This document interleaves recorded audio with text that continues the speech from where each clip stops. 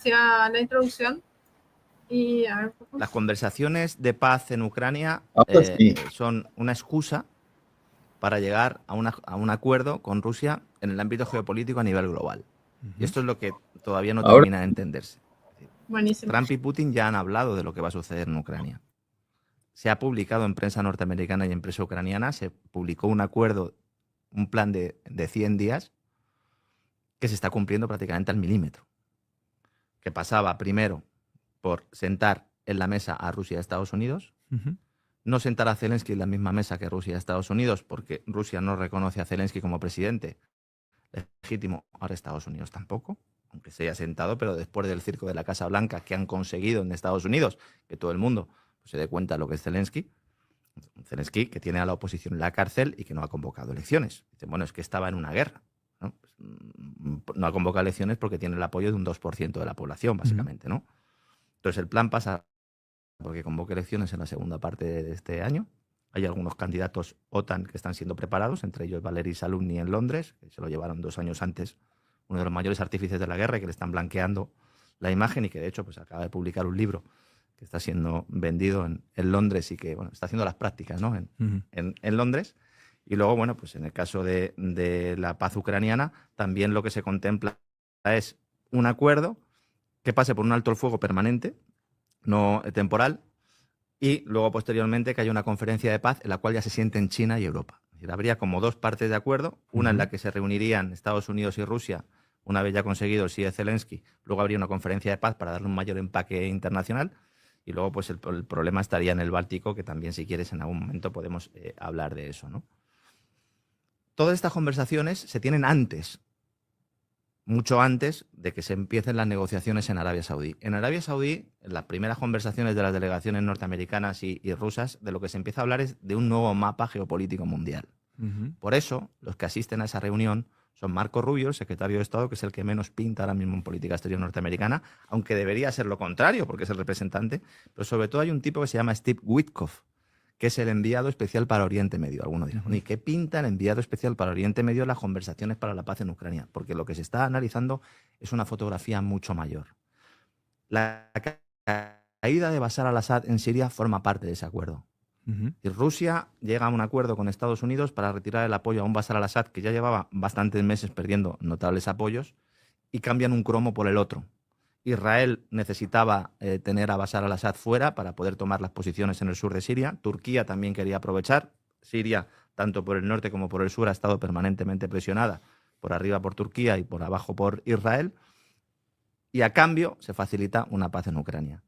Las conversaciones, según ha publicado prensa norteamericana, entre Rusia y Estados Unidos, incluyen también algún tipo de acuerdo sobre los recursos del Ártico.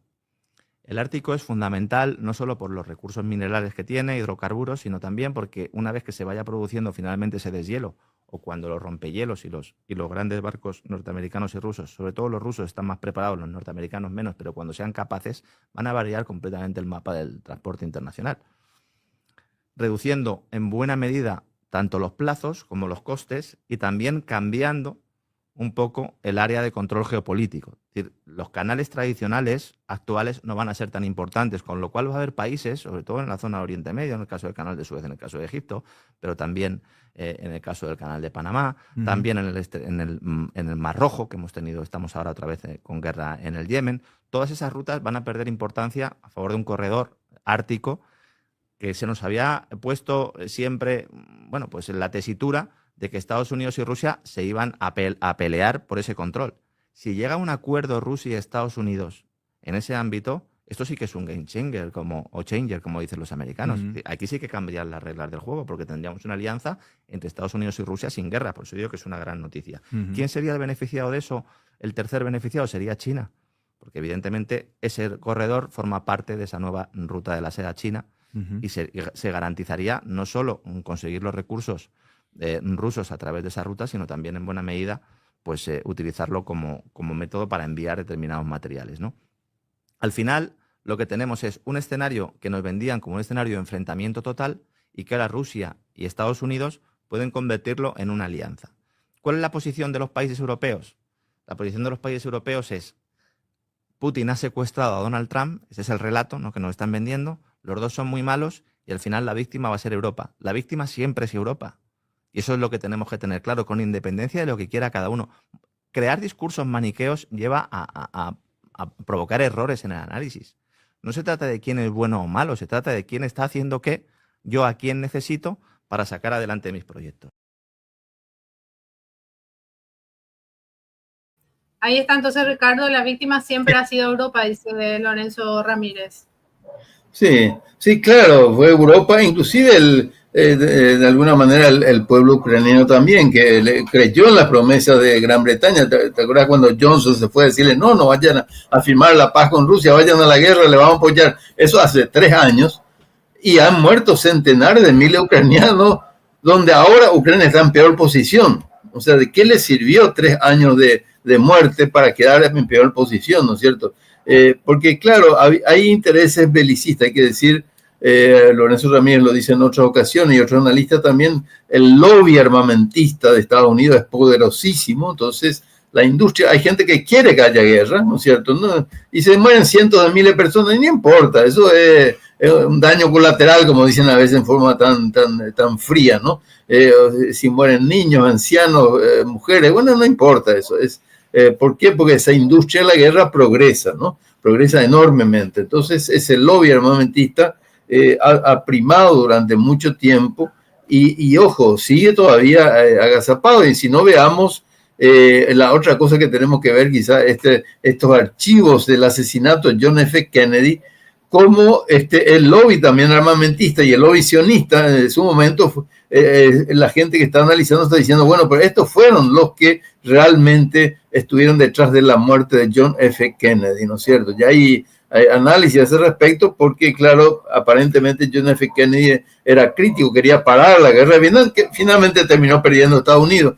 ¿Quién ganó? Y la industria armamentista ganó muchísimo, ¿no es cierto? Vendió muchas armas, pero ahí perdieron la vida vietnamitas, estadounidenses, y finalmente fue una gran tragedia para todos, menos para la industria armamentista, ¿no? Y ahora con la desclasificación de esos documentos se estaría demostrando, y donde también, ojo, apuntan al Mossad y a los servicios de inteligencia israelí, porque John F. Kennedy estaría en contra de justamente de la bomba atómica que estaba fabricando Israel en ese momento, el sionismo, ¿no es cierto? Y claro, fíjate todos los conflictos que ha habido desde esa época de 1962, 63, cuando lo matan a John F. Kennedy en 1963, pero todas las guerras que hubo en el Oriente Medio, todo este genocidio que ha habido ahora en Gaza, y bueno, donde la mejor alternativa era obviamente la paz, pero la paz justamente no es lo que triunfa, porque priman los intereses de estos grandes grupos de presión, los lobbies armamentistas y de negocios, ¿no es cierto? Están detrás de los negocios, porque finalmente, y el mismo Trump que dice, bueno, que Estados Unidos está quedando cada vez peor.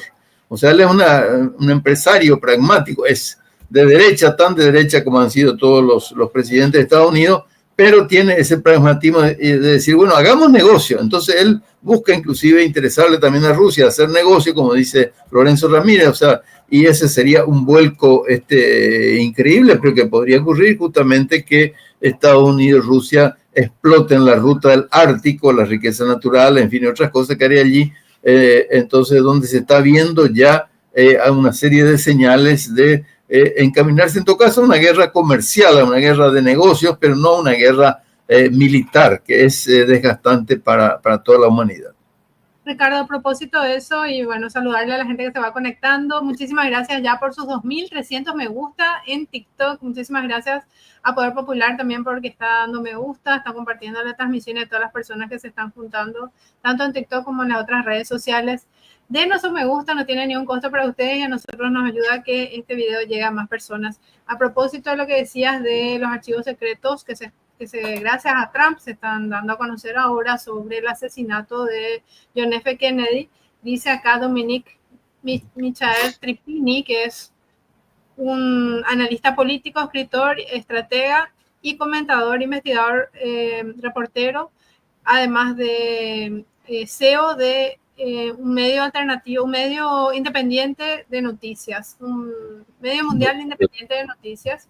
Y él lo que nos dice es, en este expediente 104 10.326, 10.014, Israel estuvo detrás del asesinato de John F. Kennedy.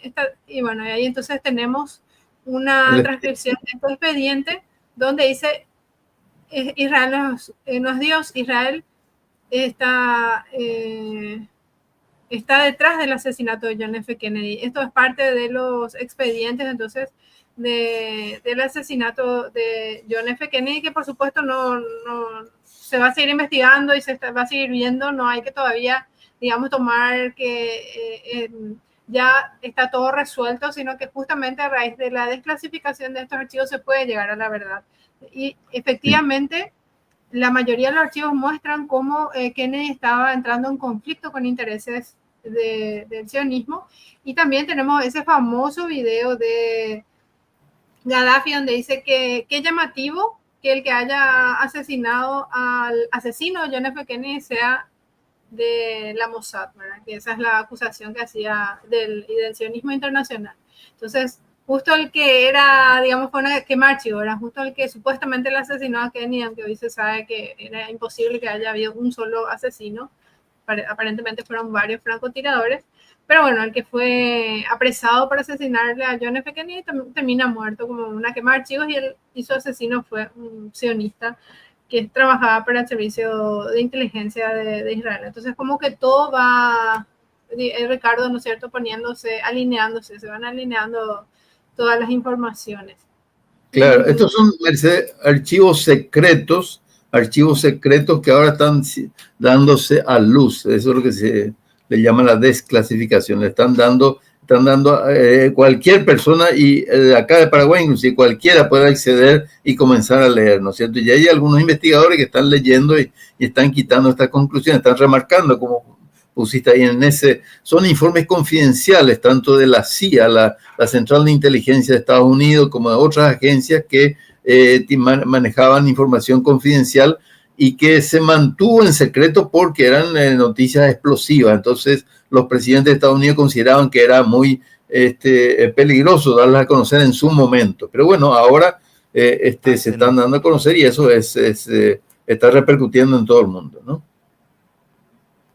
Así es, Ricardo, justamente acá hay otra noticia de Twitter que quiero compartir, donde dice, del medio Mercurio, ahora nunca dice, John F. Kennedy fue asesinado por bloquear el programa nuclear israelí, buscar desmantelar la CIA, emitir moneda fuera de la Reserva Federal, oponerse a la guerra de Vietnam, intentar registrar la AIPAC como una entidad extranjera. Hay que decir que la AIPAC es el organismo más, es una ONG o digamos, una asociación privada vinculada a Israel, que es la mayor lobista y financiadora también de determinadas candidaturas, la mayoría de las candidaturas conservadoras en Estados Unidos. Es el principal financiador de esos sectores, Ricardo, y bueno, él quería que se registre como una entidad extranjera. Su destitución, o su asesinato, mejor dicho, benefició a Israel, la CIA, la Reserva Federal y el complejo militar industrial. Hay que decir que la AIPAC es un grupo de lobby, o sea, de presión tremendo.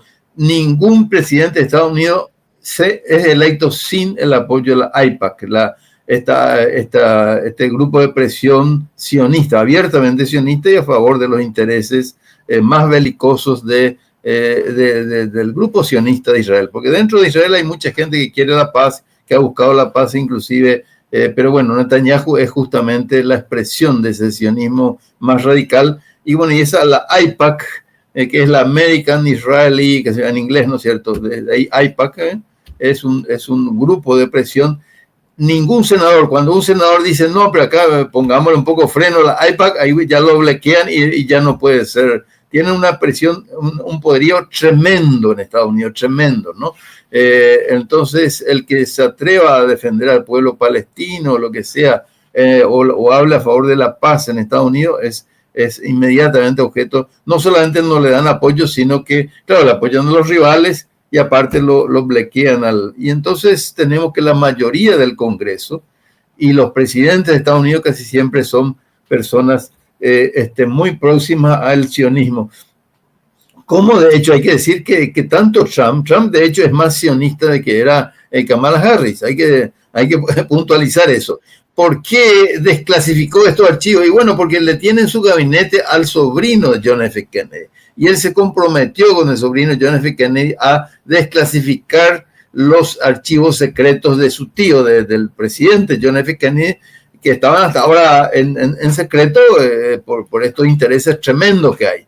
Pero hay que decir que también Ricardo, porque bueno, él sospecha muy fuertemente, y creo que no sin razón, que la CIA estuvo detrás de varios atentados que intentaron contra él. Uno fue transmitido en vivo, ¿no es cierto?, que le rozó la oreja por el interés que él tiene de terminar con la guerra de Ucrania. Y el Estado profundo y este globalismo internacional que busca controlar todo el poder mundial armamentístico, el control de las guerras, del sistema financiero, del sistema bélico. Entonces, ese Estado profundo, digamos, no le cae muy bien Trump, porque Trump tiene ese punto de vista más bien soberanista, que es imperialista desde Estados Unidos mismo, ¿no es cierto?, que busca entonces hacer más bien negocios y no la guerra, y sobre todo, y lo más importante del tema de nuestra transmisión, ¿no es cierto?, romper los BRICS y separar a Rusia de China, porque ve todo lo estratégico que es Occidente, que Rusia esté más bien cerca de Occidente.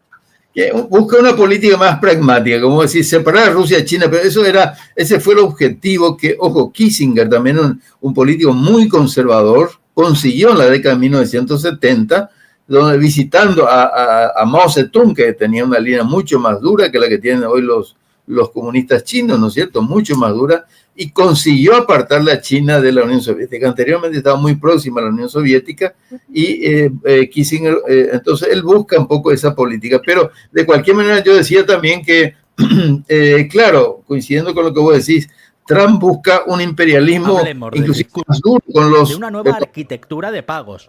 Perdón, Ricardo, eso no quería que... Lo que pasa es que estoy aprendiendo a usar esto todavía. Bueno, entonces ya termino. Este video habla del tema, pero redondear la idea y entonces ahí ponemos el video. Sí. Trump tiene una política más dura, como un imperialismo más duro, pero en lo económico. Él busca que no haya tanta guerra. Pero ojo, él es muy sionista, ¿no es cierto? Muy sionista. Por eso es que Israel ahora está bombardeando Palestina, o sea, de alguna manera, sí, la guerra de Ucrania, sí, tenemos que llegar a la paz, pero en Palestina no tanto. Entonces, allí la situación en Medio Oriente está, de hecho, bastante preocupante. Ahora hay un conflicto con Yemen, ¿no es cierto?, porque Yemen ha reaccionado en defensa del pueblo palestino, y siguen las amenazas contra Irán. O sea, en Oriente Medio pueden haber conflictos mayores, si bien allí Rusia podría intentar mediar. Pero ojo que el interés de Rusia principal es Ucrania, no nos engañemos. O sea, no va a poner todo el esfuerzo en el Oriente Medio, por su principal esfuerzo va a estar en Ucrania. Entonces, en Oriente Medio puede haber problemas serios. Pero yo explicaba eso también para decir por qué es que salen los archivos secretos de John F. Kennedy, que está bien, le dejan muy mal al lobby armamentista, le dejan muy mal hasta el lobby sionista. Bueno, sale sobre todo porque Trump adquirió ese compromiso con Robert Kennedy Jr., el hijo de Robert Kennedy, el hermano de John F. Kennedy, que también fue asesinado. Era un candidato a la presidencia, fue senador, fue altos cargos, y fue asesinado cuando iba a ser candidato demócrata y pedía justamente el fin de la guerra de Vietnam, ¿no es cierto? Y también, bueno, su hermano también intentó algo similar y, bueno, fue también asesinado. Y ahora se están dando todos estos detalles, están saliendo a luz, y bueno, todos podemos investigar, ¿no? Porque cualquiera puede acceder a esos documentos en este momento. Sí, Ricardo, a continuación vamos a escucharle a Alexander Mercouris. Es un escritor de asuntos internacionales, residente en Londres, ha escrito extensamente sobre los aspectos legales del espionaje de la NSA. Ustedes saben que Snowden, por ejemplo, le denunció a la NSA porque hacía actividades totalmente ilegales de espionaje, y los sucesos en Ucrania en materia de derechos humanos, constitucionalidad y derechos internacionales, siendo comentarista frecuente en televisión y ponente en conferencias. Trabajó durante 12 años en los tribunales reales de la justicia de Londres como abogado, especializándose en derechos humanos y derechos constitucionales. Entonces vamos a escucharle ahora a Mercury. Muy bien, Alexander. Hablemos del discurso de Putin en este foro para los negocios y la industria que tuvo lugar en Rusia el otro día. Un discurso de Putin en el que habló de los BRICS, de una nueva arquitectura de pagos, de nuevos sistemas de pago. También habló mucho de las sanciones colectivas de Occidente y del uso del dólar estadounidense como arma arrojadiza contra Rusia.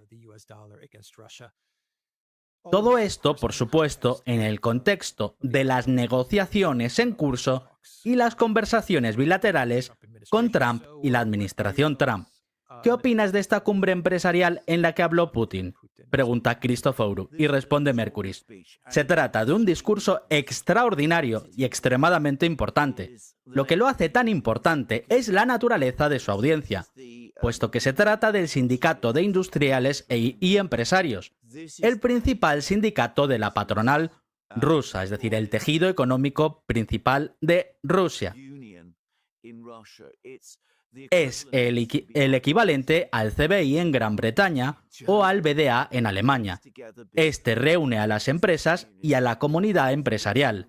Así que se está dirigiendo a los representantes de la comunidad empresarial de Rusia, las personas que básicamente dirigen la economía y que tienen que tomar decisiones al respecto. Ahora está hablando de la futura dirección de la economía rusa y lo está haciendo públicamente hacia las personas que van a tomar las decisiones de inversión a largo plazo y todo lo demás. Así que no va a engañarlos, porque si lo hace, afectará al desarrollo económico de su país. Así que podemos tomar lo que dice en este discurso como una expresión genuina de su propio pensamiento y del de los dirigentes rusos en la actualidad.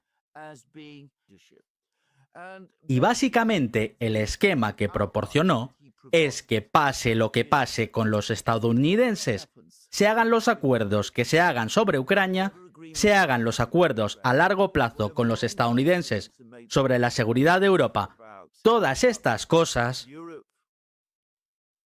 el periodo de la globalización, el periodo de la participación de Rusia en una economía globalizada, ha terminado de una vez por todas. Dice que las sanciones se van a mantener y que serán permanentes. No cree que Estados Unidos vaya a levantar todas sus sanciones. No cree que Europa vaya a levantar todas las sanciones contra Rusia. Afirmó que aunque se levanten algunas de estas, algunas sanciones, se impondrán otras a Rusia, como ha ocurrido en el pasado. Y mencionó la enmienda Jackson-Vanik, que se impuso para restringir el comercio con la Unión Soviética en los años 70. La Unión Soviética se derrumbó, pero la enmienda Jackson-Vanik se mantuvo. Luego, en 2013, se derogó y fue sustituida inmediatamente por nuevas sanciones. Y se refiere aquí a la ley Magnitsky, que en realidad no la mencionó por su nombre, pero dice: los rusos nos enfrentamos a un mundo de sanciones permanentes. Pero esto no es un problema. Es un reto, y es un reto que Rusia puede superar y superará. Y lo hará desarrollando su economía en la misma línea que lleva siguiendo desde 2014. Se empezaron a imponer sanciones a Rusia de forma seria, y más aún desde 2022. Así que se va a centrar en la fabricación y producción nacionales y en el desarrollo de la base tecnológica. Va a trabajar de forma bilateral con otros socios comerciales fuera de Occidente y va a dar prioridad al desarrollo de los sistemas de transferencias y pagos de los BRICS. Y habló de ello muy extensamente. Existe cierta opinión de que como los estadounidenses han hecho un acercamiento, los rusos se están olvidando de toda esta historia. Putin se esforzó en dejar absolutamente claro a los industriales que no es así en absoluto. Seguimos plenamente centrados. Todavía estamos priorizando a los BRICS y demás y todas estas operaciones. Y también dijo que si una empresa occidental quiere volver a invertir en Rusia, será bienvenida, pero será en nuestros propios términos. Y que las empresas rusas que han ocupado los nichos abandonados por las empresas occidentales que salieron de Rusia tras la imposición de las grandes sanciones de 2022 pues que todas estas empresas rusas van a estar protegidas a partir de ahora. Así que estamos ante el nacionalismo económico en Rusia. Se trata de una vuelta, si se quiere, a un tipo de desarrollo económico mucho, mucho más nacionalista. Ahí le escuchábamos entonces a Mercury, muy interesante lo que dice, porque él dice, bueno, Rusia va a abrirse, pero va a mantener el control de las empresas que ha recuperado. Entonces, esta traducción fue posible gracias a Domer. Yo les quiero compartir también un poco la página de Domer para que puedan seguirle. Es un youtuber que hace traducciones de especialistas de todo el mundo sobre temas de geopolítica. Entonces, es muy interesante escuchar las entrevistas que él da y les invito a que se suscriban. Entonces, acá en Domer Noticias, como pueden ver, los mejores analistas internacionales traducidos al español. Hace entonces este trabajo de traducciones de los...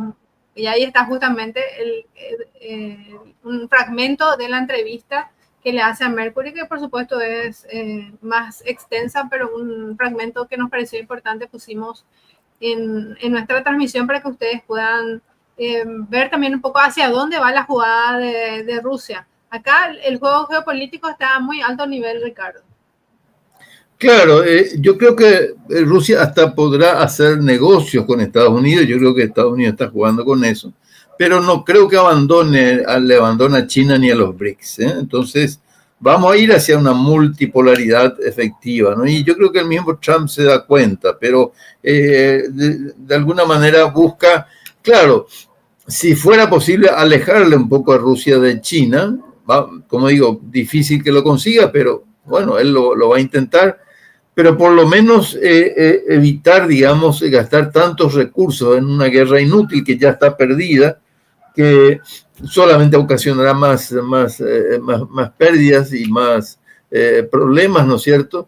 Y quitar los beneficios, porque no hay que olvidarse que el Trump está diciendo, bueno, ahí a Ucrania le dimos tantos miles de millones de dólares, le dimos, entonces denos sus tierras raras, ahora ya está diciendo que tienen que las centrales eléctricas ucranianas también tienen que pasar a manos de Estados Unidos. O sea, él es muy pragmático en cuanto digamos, y a los europeos le dice, bueno, ustedes quieren protección, y realmente una efectiva protección a primer nivel, ¿no es cierto?, la puede dar solamente Estados Unidos frente a Rusia, solamente Estados Unidos. Entonces los europeos le dicen, ustedes quieren nuestra protección, paguen. Así de sencillo, ustedes tienen que pagar o encárguense ustedes. Y bueno, y ahí en Europa hay todo un bolonqui, como diríamos nosotros en términos así medio populares, o sea, donde hay algunos países que dicen, no, de ninguna manera vamos a meternos en esta carrera armamentista. Inclusive le he visto, he escuchado la opinión de Pedro Sánchez, que es muy atlantista, muy partidario de la OTAN, pero está diciendo, bueno, ¿por qué vamos a gastar tanto dinero en armarnos? ¿Qué sentido tiene, no? Entonces, gente que estuvo apoyando a la Ucrania y todos esos países, corrientes de partidos políticos y todo, ahora está todo revuelto en Europa, porque en realidad y el conflicto, hay que decir, un conflicto entre Europa y Rusia es muy tirado a los pelos. Realmente no hay ninguna voluntad de Rusia, ni creo que tampoco de Europa. O sea, si Europa es un poquitito sensata, no tiene ningún sentido hacer ninguna guerra al contrario, Europa tendría que pensar cómo obtener otra vez el gas natural barato que le daba Rusia y no seguir pagando un gas natural tan caro como trae Estados Unidos. O sea, es realmente este conflicto, por eso en otra parte hemos visto que claro, los peores perjudicados han sido Ucrania y Europa. Quizás Ucrania el que más se ha perjudicado, ¿no es cierto? Ahora va a perder una enorme cantidad de territorio que en abril del 2022, si firmaba ese acuerdo, que los mismos ucranianos de hecho le propusieron a Rusia, pero vino Boris Johnson de Gran Bretaña, le dijo no firmen, iba a conservar gran parte de su territorio. Bueno, va a perder su territorio y va a perder encima también los minerales que ya le va a tener que entregar a Estados Unidos, ya aceptó entregarle los recursos naturales, va a perder las centrales eléctricas.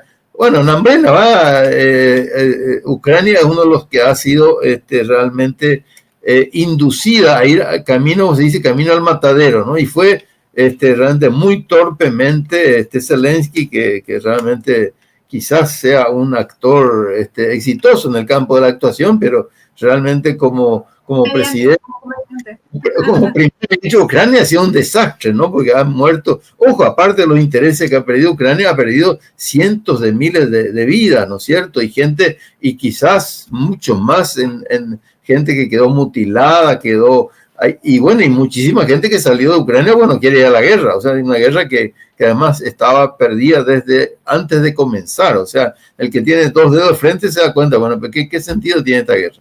Para la industria armamentista sí, para la industria armamentista era lo mismo que la guerra de Vietnam, era una guerra que se iba a perder, pero bueno, por eso lo liquidaron a Kennedy, porque querían que siga la guerra de Vietnam, porque era un excelente negocio para la industria armamentista, pero una guerra que terminó perdiendo Estados Unidos, y finalmente la industria armamentista le fue muy bien, ¿no es cierto? Eso sí, a la pobre gente que murió tanto de Vietnam como de Estados Unidos, bueno, fue terrible, ¿no es cierto? Pero bueno, esa es la perspectiva. Tenemos un mundo donde aparentemente, yo dejaría Mercedes con este mensaje, aparentemente tenemos un nuevo rediseño del mundo, una nueva realpolitik. No sé quién acuñó ese término durante la misma Guerra Fría, la política real, o sea, porque muchas veces, bueno, aquel es bueno, es malo, y muchas veces, ojo, la gente dice, acá es una cuestión entre democracia y autocracia. Miren, si Estados Unidos es una democracia, yo soy, no sé, Mongo Aurelio. En Estados Unidos mandan los lobbies. Trump fue electo por los lobbies y las grandes empresas, porque él le tiene al lado a Elon Musk, el hombre más rico del mundo. Eso no es una democracia. Seamos serios. Estados Unidos no es una democracia. No es ni remotamente. Y Rusia a lo mejor tampoco, pero bueno, ¿quién es más democrático? Y no sé quién es menos democrático. Habría que hacer un concurso a ver si Estados Unidos o Rusia es menos democrático, pero por eso, tener una simpatía o antipatía ante uno u otro, creo que no tiene sentido. Lo que sí creo que es importante es que está comenzando una multipolaridad, y para nosotros como Paraguay, como América Latina, puede ser conveniente porque no tenemos que depender de un solo polo y acatar lo que es un solo polo. Acuérdate lo que fue la década del 90, fue el globalismo, el neoliberalismo impuesto a sangre y fuego en todos nuestros países, y eso lo sufrimos en Paraguay, en toda América Latina, un programa neoliberal impuesto a sangre y fuego, en realidad de forma pacífica, no hubo guerras ni nada, pero bueno, a veces... Pero hubo dictadura como la de Fujimori, por ejemplo. Claro, Fujimori en dictadura, y nosotros hubo democracias formales, pero a veces los planes económicos desacertados matan mucho más gente que una guerra. ¿Cuánta gente quedó en la miseria y destrozada con esos planes neoliberales? Te quiero decir de que esa unipolaridad que había en la década del 90, bueno, eso está terminando. O sea, ahora está Estados Unidos, pero están los BRICS, está Rusia, está China, va a estar India de aquí a poco. Entonces el mundo se está democratizando. Ese es el mensaje. El mundo se está democratizando porque hay varios. No hay un único dueño, un único patrón, sino que uno por lo menos puede ver, acercarse a un patrón, a otro patrón, a un imperio, a otro imperio. Y bueno, no tener un único yugo por lo menos, sino tener alternativas, tener cómo salir un poco mejor en esto que es siempre tan difícil en un país y un continente como América Latina, un país como Paraguay, un continente como América Latina, que necesitamos desarrollarnos, y eso siempre es difícil. Así es, Ricardo. Yo quiero aprovechar este momento para saludarle a toda la gente que nos está saludando, que nos está enviando sus mensajes. Muchísimas gracias. Vamos a saludarle a Call Center, a Gregorio da Silva, a Yas Gutiérrez, al ingeniero José María Araujo, a Mel Cochita, que nos sigue desde Perú, también Juan Martínez Ábalos de Itaputapunta, Paraguay. Saludos a Oki de Fuentes desde México. Muchas gracias por acompañarnos también desde México, desde Colombia. Nos escribe Álvaro Rincón. Muchos saludos, Álvaro. Y a ver un poco, Estela Rivas también desde Paraguay nos envía sus saludos. Y Álvaro Rincón nos habla desde Colombia, donde hay un control, dice, por medio de las bases militares. Así es. Y bueno, y a diferencia de lo que está pasando entre Estados Unidos, la guerra, Europa, Ucrania y Rusia, en tanto, China sigue desarrollando la innovación tecnológica y esta fue la forma en que Estados Unidos también le venció a la Unión Soviética en su momento. No sé si le venció, pero digamos que le ganó la carrera tecnológica a la Unión Soviética en algunos aspectos, no en todos. Y ahora se encuentra atrapada en guerras por todas partes del mundo de Estados Unidos. Entonces, mientras tanto, China está avanzando y a China, digamos que esta situación no es que le preocupe mucho porque acá tenemos, vamos a ver, muchas gracias porque alcanzamos 3100 me gusta en TikTok y nos envía ahí TikTok un saludo. Muchas gracias a toda la gente que se va conectando y sumándose a TikTok.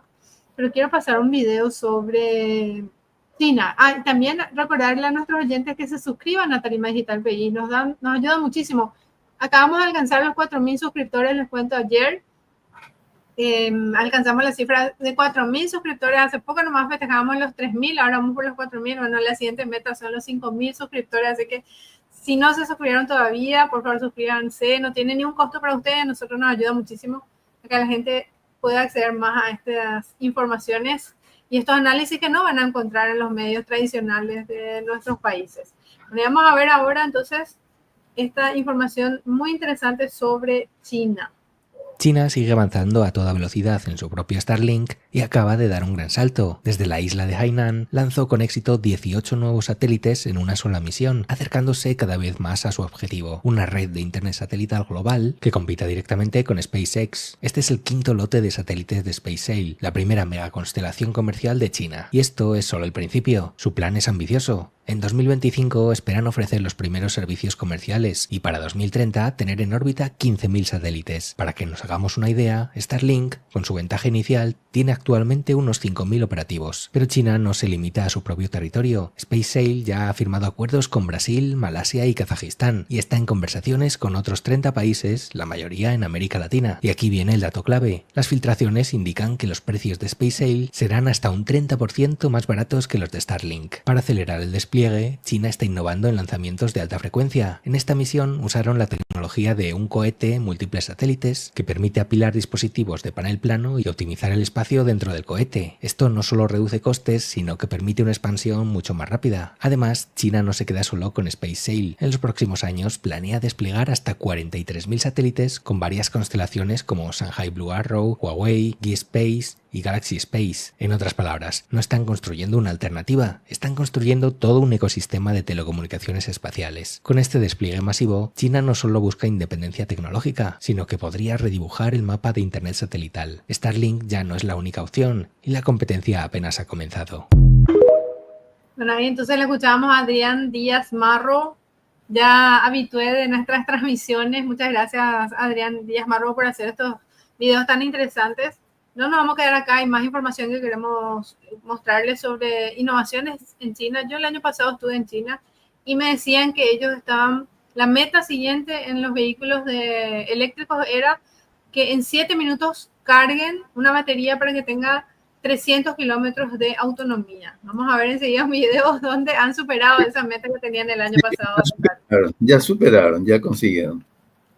No solamente consiguieron eso, sino que bajaron el tiempo y aumentaron la autonomía. Entonces, sí, es el siguiente video que vamos a ver, o no, pero vamos a poner un poco en pantalla este otro video sobre cómo China está construir avanzando. Un megabuque con capacidad para transportar 8.600... Este no es, este es el que es sobre el desarrollo de la industria naval de China, pero vamos a escuchar, ya está puesto. La industria naval de China es impresionantemente superior a la de cualquier otro país del mundo, incluido Estados Unidos. Y vamos a escuchar un poco cómo esta industria naval, que es la que mueve la economía del mundo, porque todo se va, la mayoría de las mercaderías que transitan de un país a otro van por barco. Entonces, vamos a escuchar lo que dice también Adrián Díaz Marro sobre esto. vehículos con unas dimensiones de 200 metros de eslora y 38 metros de manga y que además puede funcionar con diferentes tipos de combustible. No sé en tu país, pero en China acaban de batir un nuevo récord, 200 días. Sí, 200 días para construir un gigante de los mares. A ver quién puede competir con eso. Mientras tanto, en Estados Unidos están preocupados pensando en cómo proteger su industria naval. Bueno, ¿qué industria? Porque atención a este gráfico. Estados Unidos produce solo el 0,1% de los barcos del mundo. Mientras tanto, China produce más barcos que el resto del mundo combinado. Y si esto ya te parece brutal, aquí va otra estadística que te va a volar la cabeza. En 2024, una sola empresa china, State Shipbuilding Corporation, construyó más barcos comerciales por tonelaje que toda la industria naval de Estados Unidos desde el final de la Segunda Guerra Mundial. Pero esto no acaba aquí, porque hay otra empresa china que también está arrasando en la industria naval y de la que no paran de salir noticias positivas. BYD. La compañía acaba de batir otro récord con su nuevo buque, el de mayor capacidad para vehículos del mundo, con espacio para 9.200 unidades. BYD ya cuenta con 4 de estos megabuques y su plan es llegar a 8 en 2026. El más grande de ellos podrá transportar hasta 10.000 vehículos. Y mientras en Occidente discuten sobre cómo frenar a China, otros países simplemente hacen pedidos, porque además China también está liderando la transición a la energía verde en la industria naval e impulsando el uso de combustibles como el gas natural licuado o el hidrógeno, contribuyendo así a reducir la contaminación de un medio de transporte que es especialmente contaminante. Y ya son 15 años los que lleva China liderando el sector, y la brecha sigue creciendo. En 2024 ocupó el primer lugar en nuevos pedidos para 14 de los 18 tipos de buques más comunes a nivel mundial y exportó 5.804 unidades. La pregunta es, ¿de verdad Estados Unidos aún cree que está en posición de competir con China? ¿Han visto acaso las cifras sobre la mesa? Bueno, impresionante lo que está haciendo China. Sabemos, en varios programas ya mencionamos, Ricardo, que tienen ellos como la vanguardia total en cuanto a lo que se refiere a tecnología naval, pero superando sus propios récords. Me parece una forma, se dice que es una de las mejores formas de competir cuando uno compite con sí mismo, no es que no compitiendo con otros, y bueno, eso es un poco lo que está haciendo China en este momento. Estaba escuchando justamente a otro analista internacional muy respetado, ¿no? Que es Alfredo Jalife, ¿no es cierto? Que es uno de gran respeto a nivel mundial. Estaba justamente mencionando estudios, ¿no es cierto?, donde China le está superando al resto del mundo de 54, digamos, producciones claves, ¿no es cierto?, fundamentales, en 47 de 54, o sea, prácticamente casi el 90%, 85, 80 y tanto por ciento. Entonces el resto del mundo se disputa ese menos de 20% digamos, tiene todavía tecnología de punta, como se dice, o tiene. Entonces realmente, bueno, y ahí eso encaja un poco con el análisis que hicimos en la primera parte, donde el intento de Trump de desacoplarle a Rusia de China, o sea, tratar de atraerle, como fue lo que hizo con éxito en su momento Henry Kissinger en la década de 1970 con China en relación a la Unión Soviética. Y le ayudó, digamos, a esa caída, a esa desintegración de la Unión Soviética a fines de la década de 1980, inicio de la década de 1990. Pero ahora aparentemente la historia es otra, y vamos a ver si Trump tiene éxito o no en el sentido de alejarle a Rusia de China. Vimos ya el discurso de Vladimir Putin que comentaba Lorenzo Ramírez, donde efectivamente no, y también a Mercury que estaba comentando que efectivamente el gobierno ruso está muy comprometido con los BRICS y va a seguir con los BRICS independientemente de que pueda mejorar en algo las relaciones con Estados Unidos. Bueno, eso es fundamental para que tengamos un mundo multipolar. Y fíjense lo que les comentaba recién. Yo les había dicho, en 7 minutos querían tener una carga de batería para 300 kilómetros de autonomía el año pasado en China, en abril más o menos, hace casi un año. Y ahora la noticia que saca China. Eso es lo que tardarás en cargar un vehículo eléctrico con 470 kilómetros de autonomía de 5 minutos. Sí. 5 minutos. Eso es lo que tardarás en cargar un vehículo eléctrico con 470 kilómetros de autonomía de forma completa. Bueno, no cualquier vehículo, solo si tienes un BYD y vives en China, al menos por ahora. Y es que ayer mismo la compañía china presentó su nuevo sistema de carga que está llamado a revolucionar la industria del vehículo eléctrico, ya que con esta propuesta básicamente se nada lo mismo que al repostar con combustible tradicional. La llamada superplataforma eléctrica será capaz de alcanzar velocidades máximas de carga de 1000 kilovatios, siendo más del doble de rápidas que los supercargadores de Tesla. Por el momento, esta nueva tecnología de carga estará disponible inicialmente en dos nuevos vehículos eléctricos, el sedán Han L y el SUV Tang L, que parten de unos $37.000 en China. Además, pretenden llenar el país con estos nuevos supercargadores y ya tienen planeado construir 4.000 para empezar. Y es que este 2025 parece que va a ser el año de BYD. Vendieron más de 318.000 coches de pasajeros el mes pasado, un 161% más que el año anterior. Además, es el principal fabricante de automóviles de China, el mayor mercado automovilístico del mundo, con una participación cercana al 15%, y sus acciones han acumulado un alza de un 45% este año. Además, están terminando de construir una mega fábrica que va a dejar al mundo sin palabras, ya que va a tener unas dimensiones de más de 13.000 hectáreas y que básicamente va a ser una especie de ciudad hecha para fabricar coches. Para que os hagáis una idea, será 10 veces más grande que la Gigafactory que Tesla tiene en Nevada. Ya se escucha a Occidente afilar los nuevos aranceles, a ver cómo paran todo esto. Bueno, impresionante los avances que están logrando los chinos, muy superiores a sus propias metas. Así que están superándose a sí mismos con este desarrollo tecnológico impresionante, Ricardo. Y tengo más noticias sobre China de Adrián Díaz Marro, que, como decíamos, es un influencer español que les recomendamos seguir porque tiene muchísima información sobre lo que está pasando en China. Y nos dice, bueno, sobre este tema, Melcochita, China, con sus buques pesqueros que pescan en todo el mundo, nos ganó el primer lugar en producción pesquera a Perú, superándole entonces a Perú. Y ahí, bueno, todo un tema de debate es el tema de la sostenibilidad también de los recursos marinos, Ricardo. Claro, claro, ¿no? Eso siempre tiene que ser una pesca sostenible, o sea, independientemente de la capacidad, la productividad en la pesca, ¿no? Cuidando siempre esa sostenibilidad. Así es, Ricardo. Bueno, ahí teníamos entonces, y hay una, ¿verdad? Vamos a ver si este video, le puse el número a los videos. Con una extraordinaria e inusitada admisión de culpabilidad, el día de ayer el vicepresidente de Estados Unidos. Un ratito que por algún motivo me está mostrando otro video.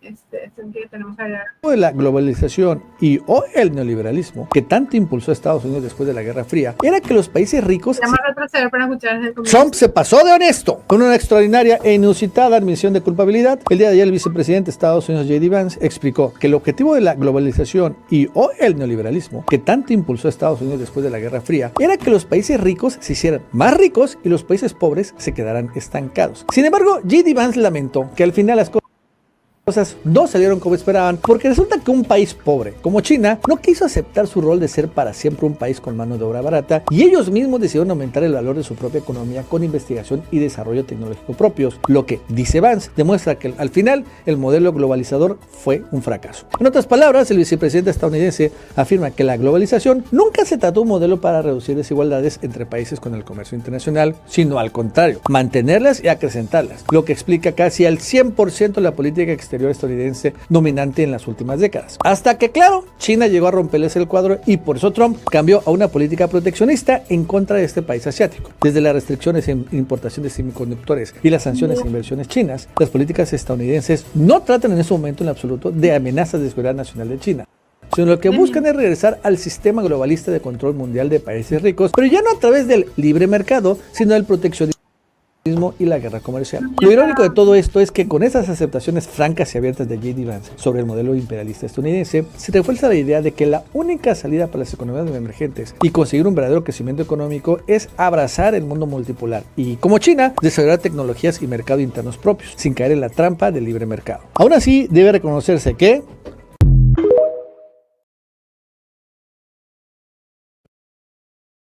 ahí teníamos entonces la reflexión del Chapucero Network, que es también un comunicador, creo que mexicano, donde él analizaba este discurso de Vance, muy interesante, ¿verdad? Porque él reconoce que el sistema, la globalización tenía por objetivo hacerle más ricos a los países ricos y que los pobres se mantengan pobres, y que eso fracasó porque China, a pesar de ser un país pobre en ese momento cuando inicia la globalización, hoy ya no es más un país pobre, ¿verdad?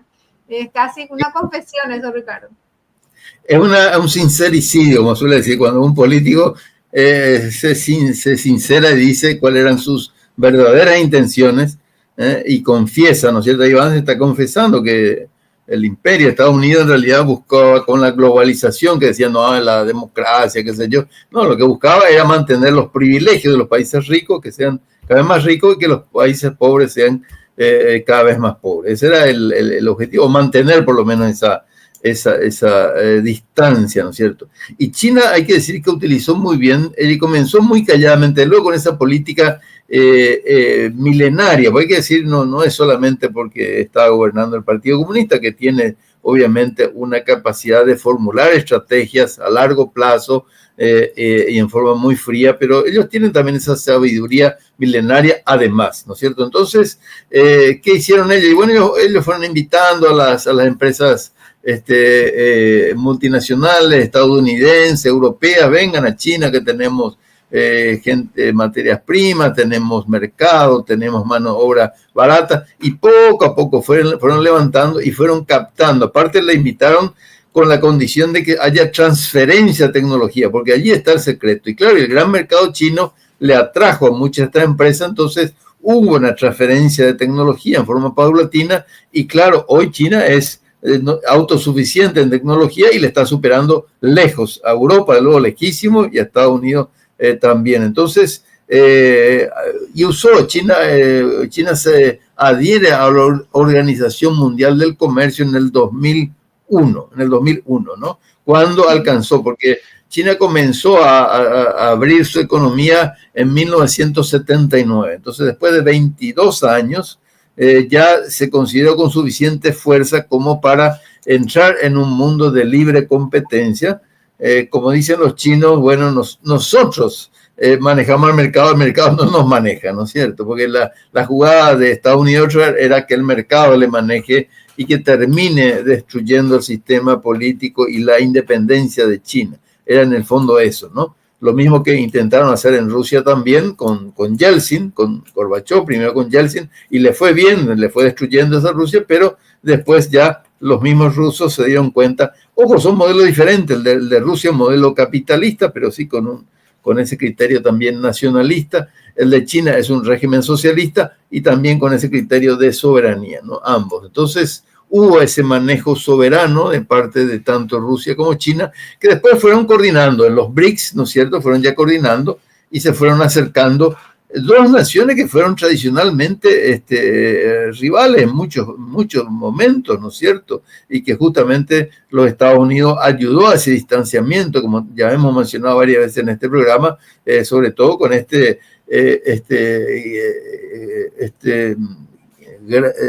ministro de Relaciones Exteriores conservador y autor de grandes barbaridades, pero muy lúcido, como fue Kissinger, ¿no? Kissinger fue el gran arquitecto de ese distanciamiento entre Rusia y China, pero bueno, después vinieron otra gente que se creyeron los vivos y trataron de destruir a Rusia, destruir a China, y bueno, lo que hizo es que Rusia y China se acerquen, ¿no es cierto? Y ahora pero sí, sobre todo lo que estaba hablando de China es que utilizó las armas de la globalización. La Organización Mundial del Comercio ingresaron en el 2001 en la Organización Mundial del Comercio cuando tenían la fortaleza necesaria, porque ese es el chiste. Yo suelo decir, bueno, la competencia es muy buena, pero cuando haya condición igualitaria, no tiene sentido que tengamos un atleta que está desnutrido, que está sin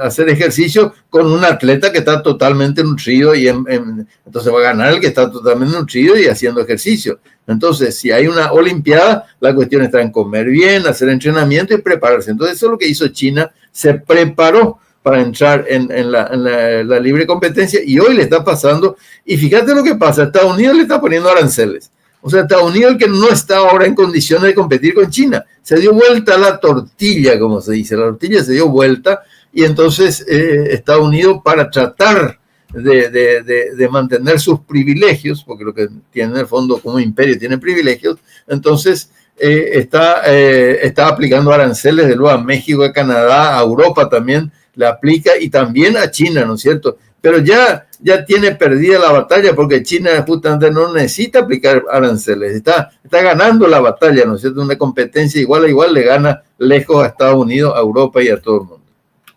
Sí, bueno, muchas gracias a la gente que se va conectando a Tarima Digital PI. Por favor, no se olviden darle me gusta a este video también. Si no se suscribieron, suscribirse. La gente que nos sigue desde TikTok, desde Twitter, desde Facebook, por favor, suscríbanse a Tarima Digital PI en YouTube. Así nos ayudan para que podamos difundir más estas informaciones que no salen en otros medios.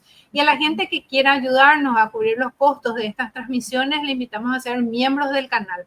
Cuesta apenas 49 centavos de dólar, menos de 4.000 guaraníes, menos de medio dólar.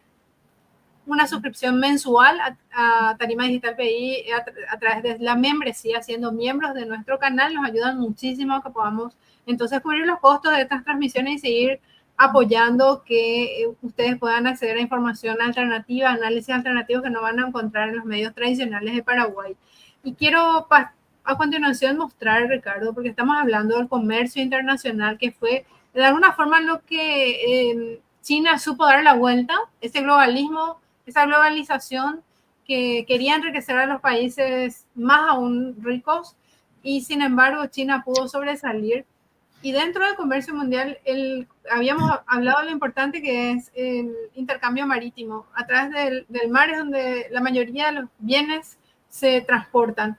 Y ahora con el cambio climático se vuelve cada vez más factible el transporte a través de la ruta ártica. ¿Y cuál es el país que domina el Ártico? Y es Rusia. Fíjense que acá podemos ver en este mapa que hay una comparación entre la ruta del norte y la ruta del canal de Suez.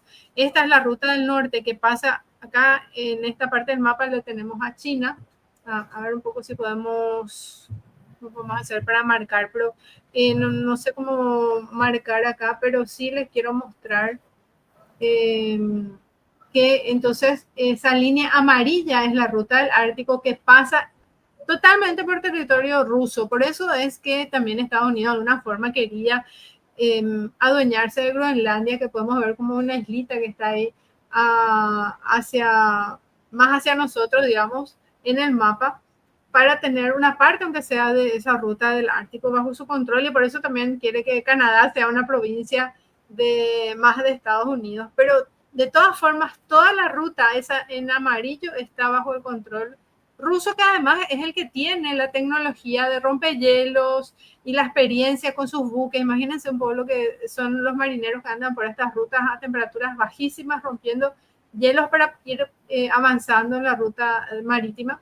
Y si comparamos con la ruta tradicional para llegar desde Asia hasta Europa, que es la que está en rojo, podemos ver la diferencia de distancia. Por ejemplo, empezando por lo que es la zona más al oriente de Rusia, que es Vladivostok, hasta San Petersburgo, que es una ciudad que podemos decir casi europea, de todo dentro de Rusia, porque Rusia tiene muchísimos usos horarios dentro de su propio país.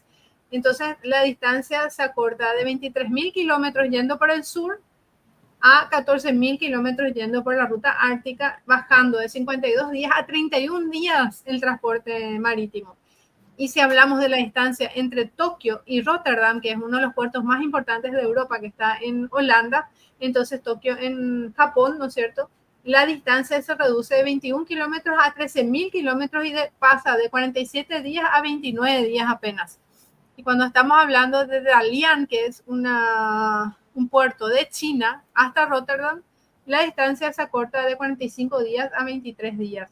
Este gráfico es del Orden Mundial, este mapa es de una página que se llama el Orden Mundial, que tiene muchísima información muy interesante, con gráficos, con mapas de diferentes fenómenos geopolíticos, y acá nos muestra cómo entonces se acorta la ruta por el Ártico, y bueno, con el cambio climático también está cambiando este camino, que vuelve a ser cada vez más transitable en una mayor parte del tiempo, y donde también Rusia tiene todas las de ganar, Ricardo. Sí, pues tiene la tecnología, los rompehielos, tiene la experiencia, entonces, pero bueno, ahí es donde Trump busca, aunque sea ser socio de Rusia. A lo mejor Rusia va a seguir con sus relaciones con China, pero y yo creo que Rusia no se va a oponer, ¿no es cierto?, que obviamente pueda también Estados Unidos tener un tránsito por el Ártico, ¿no es cierto?, en asociación con Rusia, siempre que eso no le aleje de China, ¿no es cierto? Yo creo que la Rusia probablemente va a priorizar siempre su relación con China, pero yo creo que la jugada de Trump, de luego, su aspiración máxima es a lo mejor acercarle a Rusia y alejarle de China, pero hay otra aspiración quizás menos ambiciosa, que es por lo menos acercarle a Rusia a Estados Unidos sin romper con China para este tipo de emprendimientos como el de la explotación del transporte e incluso recursos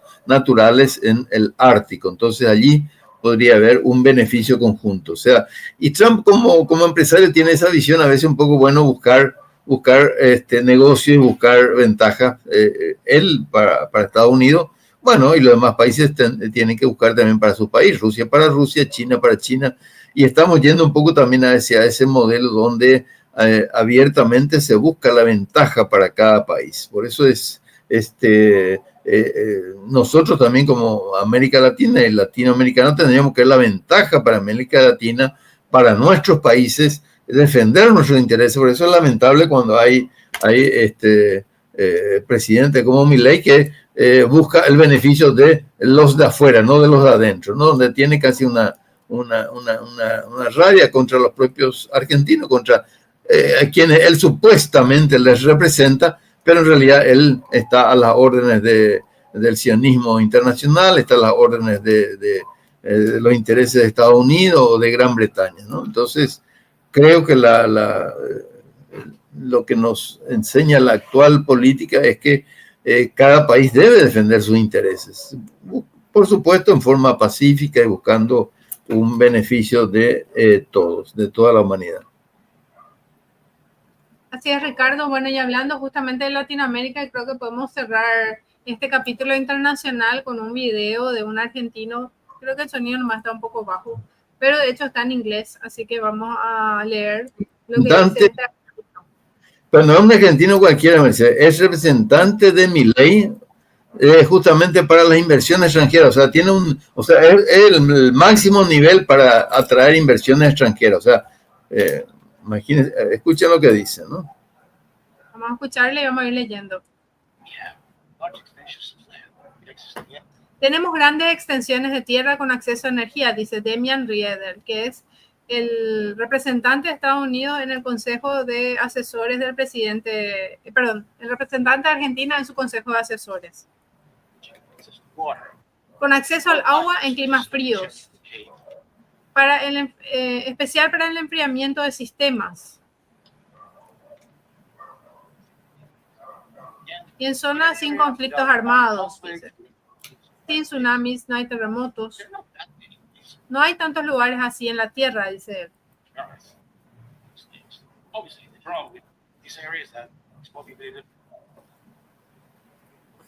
Obviamente todo es muy perfecto, pero el único problema es que está poblada por argentinos. Entonces ese es el único problema que hemos arreglado.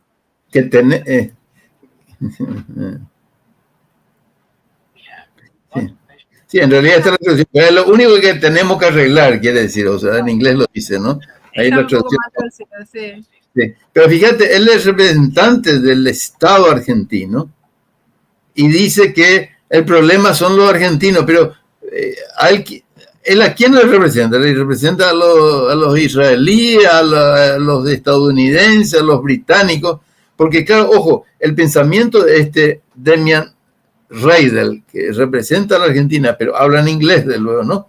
Es el mismo pensamiento que tenían Sarmiento y Mitre, el pensamiento mitrista, de que los gauchos, el campesino argentino, había que exterminarlo y había que traer personas europeas de piel blanca, ¿no es cierto?, había que traer una migración europea. O sea, ese pensamiento, y particularmente británica, anglosajona, ¿no es cierto?, era una negación de los propios intereses. Y es totalmente lo contrario a lo que hacen Rusia o Estados Unidos. Estados Unidos, ¿qué hace Trump?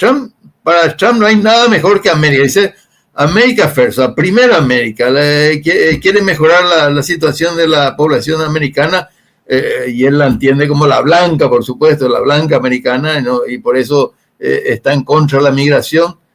Bueno, pero los representantes de Milei, en vez de defenderle al pueblo argentino, le defiende considera que sea un problema. O sea, está buscando, ojo, no está buscando que ingresen paraguayos o bolivianos a la Argentina. De verdad, los paraguayos y los bolivianos lo va a echar a patada probablemente. Si no los echa es porque no puede.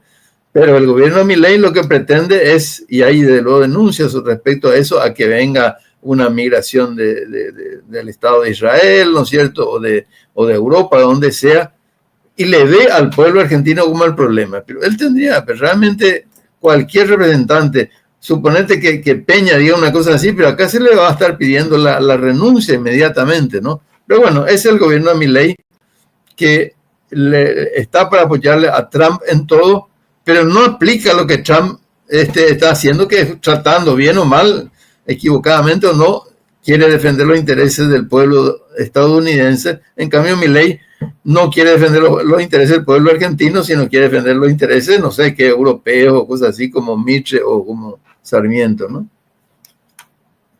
Así mismo, y estos dos, tanto Mitre como Sarmiento, son los mismos que exterminaron al pueblo paraguayo en el genocidio de la guerra de la Triple Alianza. Así como los soldados argentinos que venían engrillados a pelear contra el Paraguay también, porque él tenía un odio tremendo a los argentinos de las provincias interiores. Él quería que todos sean europeos y europeos los que vivan en Argentina. Y